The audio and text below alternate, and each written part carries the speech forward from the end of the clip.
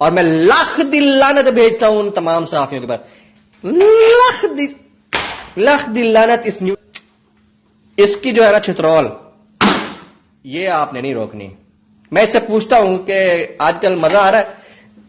ہاں بھائی، میں محسن بلال۔ ہمارے میڈیا میں کپی گروپ دانشوروں کا بڑا چرچا رہتا ہے۔ کپی گروپ دانشور اس لیے کہا جاتا ہے کہ وہ کوئی خاص قسم کا مشروب ہوتا ہے،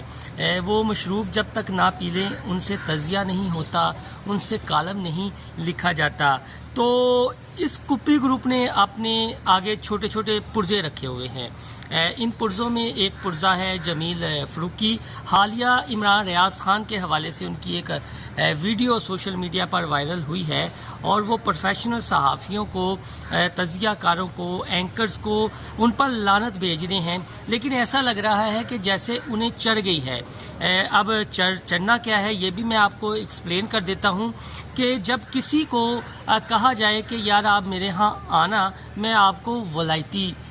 مشروب پیش کروں گا، لیکن اس کے ساتھ دھوکہ ہو جائے، ولائتی مشروب کی بجائے اسے دیسی مشروب جو ہے وہ پیش کر دیا جائے، تو اسے کہتے ہیں اگر وہ پیلے یا ٹن ہو جائے تو وہ پھر چڑھ جانا ہوتا ہے۔ تو یہ جو حرکتیں کر رہے ہیں جمیل فروکی، پہلے بھی اس طرح کی حرکتیں کرتے نظر آتے ہیں جس میں یہ ٹن ہی رہتے ہیں، اور اپنے آپ میں یہ حسن نثار بننے کی کوشش کر رہے ہیں، گو کہ وہ ناکام ہی رہیں گے جمیل فروکی اس حوالے سے۔ یا پھر ایک اور بھی طریقہ ہے چڑھنے کا کہ آپ کسی محفل میں گئے ہیں تو آپ نے ایک خاص مشروب کا صرف گلاس جو ہے وہ سونگھ لیا ہے، جب آپ کو وہ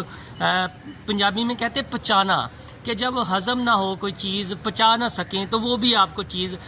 چڑھ جاتی ہے۔ تو اتنا ہی کہوں گا کہ جمیل فروکی صاحب جو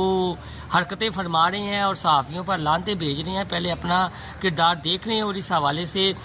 جو صحافتی تنظیمیں ہیں انہیں بھی نوٹس لینا چاہیے کہ کس طرح کی بلشتی ہے، اور جو ہے ولائتی کی بجائے دیسی سونگھ کر جنہیں چڑھ جاتی ہے وہ اس طرح کے تجزیے کرنے بیٹھ جاتے ہیں۔ ان کے پروگرامز کا بھی انہیں بائیکاٹ کرنا چاہیے آگے۔ اور جمیل فروکی کو بھی یہ مشورہ ہے کہ اگر آپ سے کوئی وعدہ کرے ولائتی تو پھر ولائتی مشروب ہی پیا کریں، ایویں دیسی کو سونگھ کر ہی نا اس طرح کی حواس باختہ ہو جایا کریں اور تبصرے کرنا شروع کر دیا کریں، اور آپ کے منہ میں جو آتا ہے وہ انڈیل دیتے ہیں۔ آپ کچھ اپنے کردار کے بارے میں بھی دیکھیں، اور ویڈیو بنانے کا مقصد بھی یہ تھا کہ تاکہ اپنی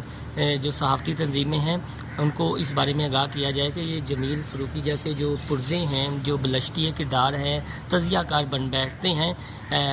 یہ جب صحافیوں، پروفیشنل صحافیوں پر کوئی بات کرتے ہیں تو خدا را ایکشن لیا کریں۔ اللہ حافظ۔